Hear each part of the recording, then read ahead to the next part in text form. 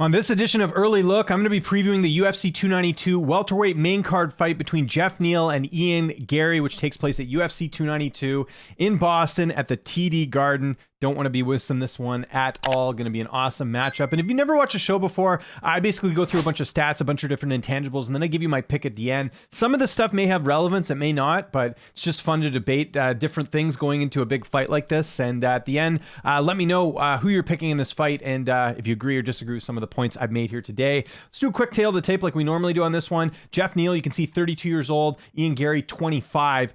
15-5 record for Geoff Neal, 12-0 for Ian Garry. He's undefeated.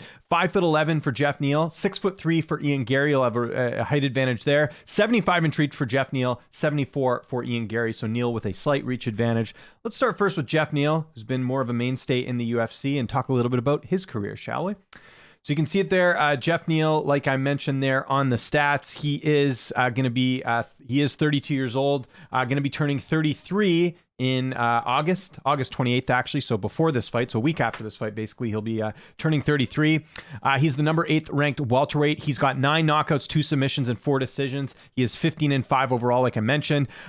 He is a BJJ purple belt. He trains at a Fortis MMA. He's got performance of the night 2 times against Nico Price and Vicente Luque. He's got fight of the night 1 time, which was his last fight against Shavkat Rakhmonov. Geoff Neal, long career, started way back in the amateur ranks back in October of 2010. Made his MMA debut in August of 2012, and then he made his UFC debut in February of 2018 after winning his fight on the Contender Series against Chase Walden. Some notable wins in the UFC for Geoff Neal include Bilal Muhammad, Nico Price, who I don't know if he was ranked there, but I mean, we know who Nico Price is, Mike Perry, Santiago Ponzinibbio, and Vicente Luque. Some notable losses include, I put Kevin Holland on here. This wasn't a UFC loss, but obviously we know who Kevin Holland is. Stephen Wonderboy Thompson, Neil Magny, and then his last fight against Shavkat Rakhmonov. Neal is 7-3 in the UFC. He's got 5 stoppage victories. Geoff Neal's fought in a couple different weight classes. We got to mention that because he is a fairly big guy for the weight class, and we actually saw him miss weight in his last fight against Shavkat Rakhmonov, although talking to Neal, and I interviewed him before this fight, there was a medical issue there. It wasn't a case of him not being disciplined or something along those lines. Neal actually had an issue, and that was actually the first time that Geoff Neal has ever missed weight in his UFC career. So something to note here. I know people might talk about that being like Geoff wasn't disciplined, whatever. From talking to him, that certainly wasn't the case. Geoff Neal has fought 15 times at welterweight, 3 times at middleweight, and he's at a catchweight twice. He actually missed weight another time in his career as well. Not in the UFC, though. Geoff Neal, actually, hold on. I think he's actually might have missed weight 3 times. But yeah, he came in at 175 for that 170 fight. So not good news, 4 pounds over the limit. Geoff Neal's had a few layoffs in his career. So going from Mike Perry to Stephen Wonderboy Thompson, there was the 371-day layoff. And of course, that was during the time when Geoff Neal had a really serious illness where he almost died. Not going to go into the details there. I'm not a doctor, but if you do a quick Google search, Geoff Neal nearly died on Google, you can find out what happened to him. He's actually lucky to be still competing at this point in his career. Then going from Stephen Thompson to, going from Neil Magny to Ponzinibbio, there was a 217-day layoff. And then going from Ponzinibbio to Luque, there was a 230-day layoff. This will actually be one of the first time in the last couple of years that Geoff Neal will be fighting in the same year, same calendar year, because it's been a bit. He's had, like I said, a lot of issues when it comes to health and all that stuff as well. He's only had 1 fight that he's had to pull out due to injury. That was the fight against the Neil Magny fight, and that was a health issue. Again, I think still the issues that he was dealing with, like I just sort of referenced there. The Shavkat fight, I don't know why the fight in January was withdrawn. I don't think it was any injury related thing. I think it might have been something else, but have to double check on that. But yeah, kind of the point I'm making is Geoff Neal doesn't get injured that much. Neal's only really had 1 close fight that, maybe people feel like it could have gone the other way. That was a split decision win over Santiago Ponzinibbio. Went back and looked at the media scorecards for that one. That was at UFC 269 in December of 2021. 10 media members scored the fight for Geoff Neal. Only 4 scored it for Ponzinibbio. So was close, but not a robbery by any means. And just taking a look at a couple of stats here for Geoff Neal. You look at it there. Geoff Neal's significant strikes landed per minute is at 5.22, so that's pretty good. His striking accuracy is only at 50%.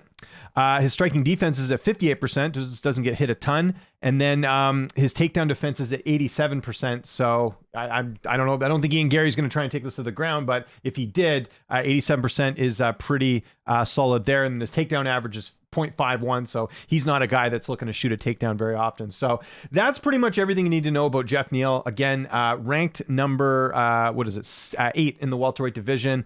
Very curious to see how he does in this fight. I think this is great matchmaking, by the way. I think this is the perfect matchup for both guys. For Neal, it's like, can he still continue to get closer to that contender spot? And Ian Garry, obviously, he's called the future for a reason. There's a lot of hype behind him, so we'll see if he can deliver in this fight. But let's talk about Ian Garry there. Ian Garry, undefeated, 12-0 in his career, 7 knockouts, 1 submission and 4 decisions. He's the number 14th ranked welterweight. He's 25 years old. He is 6'3" with a 74-inch reach. He'll be 7 years younger than Geoff Neal, and he'll be 3 inches taller. He's the former Cage Warriors welterweight champion. Very good promotion. Judo black belt and trains at a Killcliff FC, although for this camp, I see he's been training in Brazil, and we'll talk about that a little bit later.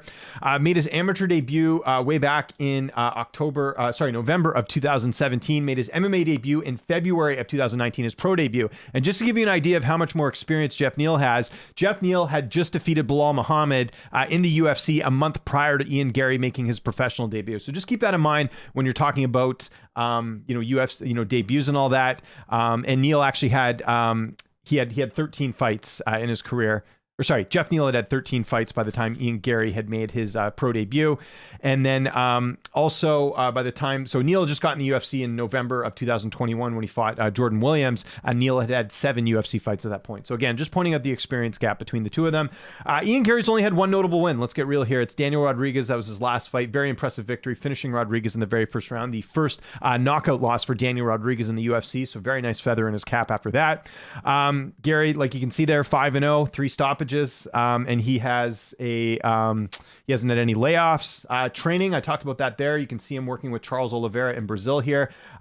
Switching things up this camp. Normally Ian Garry's at Killcliff.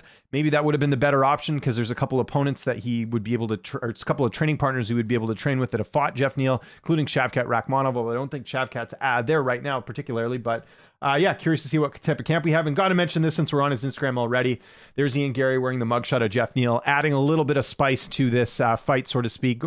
Some people feeling like he's going over the line a little bit, but we'll see. We'll see if he's poking the bear or not. I did a video on this talking about the whole Geoff Neal thing, and you can see him here. Actually, Ian Garry looks like he's doing a bit of work with Calvin Kattar. Lots of training in Brazil, like you can see there. So that's the type of camp that Ian Garry has had sort of leading into this. What else can we talk about Ian Garry? Let's talk about his stats. Also, Ian Garry hasn't really had any significant injuries because he's only had 5 UFC fights. If you look at it here, Ian Garry's stats, pretty impressive here. Significant strikes landed per minute is 6.85, so that's higher than Geoff Neal, although consider the fact that, Geoff Neal has a lot more UFC fights than Ian Garry does. Actually not a lot. I guess Neal's only has 9 UFC fights compared to just 5 for Garry. Should walk back on that a little bit. I know someone's going to be like, what are you talking about, man? Actually, no, Neal has 10 fights. My math's been off here today. I don't know what's going on here, people. Neal has 3 UFC losses, so he has 10 fights. So Garry has half the fights that Geoff Neal does, but you can see there his striking accuracy is a little bit higher, but keep that in mind that obviously there's more data to work with Neal as opposed to Garry, who doesn't have as much. And also, like I mentioned, Ian Garry has not fought the competition that Geoff Neal has for the most part. So what was I talking about there? Yeah, so significant strikes landed per minute, 6.85. Striking accuracy, 55%. So not that much higher than Neal. 53% for his striking defense, so he does get hit a bit. Takedown defense is at 63%, and this takedown accuracy is at 50%, and then 0.29 for takedown average. So again, I don't think we're going to see many takedowns in this fight. Okay, let's get to the odds here. We actually don't have odds listed on best fight odds, but I did find fightodds.io coming up with odds yesterday, and this surprised me a bit. Ian Garry, a big favorite here, -325. The comeback on Geoff Neal, +275. I'm curious to see what other books have. And then another thing we can look at too is on Tapology, where people are picking, only 62% of people picking Ian Garry, 38% picking Geoff Neal. So who am I going with in this fight? Well, it's a tricky one. I do think if you are on the Ian Garry side, I think you're betting a lot on potential. I think with Geoff Neal, you kind of know what you're getting at this point. Now, you could make a lot of arguments about Geoff Neal's health, and you could talk about the fact that he's lost some key fights, and that's why I think this makes sense, because I think at this point, Geoff Neal, maybe he's the gatekeeper in the division. I'm not sure. We're going to find that out in this fight, but you can't look past who Geoff's fought in his career. I mean, we're talking some of the great fighters in the weight class, and Ian Garry just hasn't had that experience yet. And I think this is a tricky fight for Ian Garry in the sense that Geoff Neal is an extremely tough guy to take out. Geoff Neal's only been finished once in the UFC, and that was in his last fight against someone in Shavkat Rakhmonov, who is in my opinion, going to be a UFC champion someday, or at least going to be fighting for a title at the very least. I think Shavkat Rakhmonov is amazing. Is Ian Garry there yet? Maybe he is. Maybe this is the fight where Ian Garry finishes Geoff Neal and, you know, we start talking about him fighting for a title here pretty soon, but I don't think it's going to be this fight. I'm actually going with Geoff Neal by decision in this fight, and here's why. Fight's only 3 rounds. Like I mentioned, Neal's only been finished once in 10 UFC fights. He's had 3 losses in the UFC, 2 of those against Wonderboy Thompson and Neil Magny. I truly believe that Geoff Neal was not the same Geoff Neal we've seen in other fights. He's had the health issues. If you look at his performance against Vicente Luque, for example, and then you look at the fights with Neil Magny and Stephen Thompson, to me, it's 2 different fighters. And I think if Geoff Neal, if we see glimpses of the Geoff Neal that fought Vicente Luque, I think he beats Ian Garry. I really feel that way. We can't also forget that Vicente Luque fight was almost a year ago. So it wasn't that long ago that he beat Luque fairly decisively. It was a 3rd round finish. He was dominating Luque the whole fight, finished him in the 3rd round. Very, very, very impressive. Ian Garry finished Daniel Rodriguez in his last fight, and I mentioned how that was a good win for him in the sense that Rodriguez had never been finished, but we heard some rumblings after the fight. Did Rodriguez even train for that fight? You know, Sean Strickland, there's a few other fighters mentioning how D-Rod wasn't taking the fight seriously. He had lost a few fights prior to that. And if you look at Rodriguez's record sort of going into the fight, realistically, he should have been 0-2 going into that fight, not 1-1, because that Li Jingliang fight, I thought he lost. I thought he clearly lost that fight. That was just one of those really bad decisions. And that was, I remember, a fight that got put together at the last minute. So yeah, you could be talking about a fighter who is on 0-2 and he's fighting Ian Garry. Like, is that a really quality win? It's tough to say. I know Rodriguez was ranked, but again, like, if this is Ian Garry's best win, it's kind of tough for me to say that Ian Garry's just going to run through the rest of the division. Again, we see this every now and then where we have a fighter who's done very well against subpar competition. Like, again, I think Geoff Neal would beat, as far as Ian Garry's record, Keenan Song, Gabe Green, Darian Weeks, Jordan Williams, absolutely no problem. I think he beats Daniel Rodriguez as well. I think he finishes Daniel Rodriguez. So this is kind of what we're working with in terms of what we've seen so far with Ian Garry. And yeah, I just think like that Daniel Rodriguez win, people will be like, you know, I was impressed. Don't get me wrong, finishing D-Rod was awesome. But I think that what are we getting with Daniel Rodriguez at this point? And not to mention, Daniel Rodriguez is a bit older here. He's 36 years old. So is that win really that quality? It's tough to say. We're going to find out in this fight. But like I said, what it really comes down to is I think Neal, he's more of a vet here. He's more proven. We've seen him against good opposition. We see him not get finished by good opposition. And even the Shavkat loss, that was a 3rd round finish. And that's, you know, again, it's not like Shavkat went out there and starched him like he did against Neil Magny. Neal is extremely durable, very good striker, comes from an amazing camp at Fortis MMA. I think Neal has this. And I think if you're getting anything close to these odds, I think the odds will end up being closer come fight time. But if you're getting Geoff Neal at plus 275, the value alone on him is worth it in this fight because I see this more as a pick 'em. I really do. I don't think Ian Garry's there yet as far as people talking about him being a contender. I think with Geoff Neal, he's had some unfortunate things happen. I think I had Shavkat going into that last fight as well. Like I picked him. I think people expected him to, Shavkat to win. But again, it wasn't an ideal situation for Geoff Neal where he missed weight and he wasn't at his best. I think, again, if you get the Geoff Neal who fought Luque and he goes into this fight, I think Geoff Neal can win this. So I'm going Geoff Neal by decision.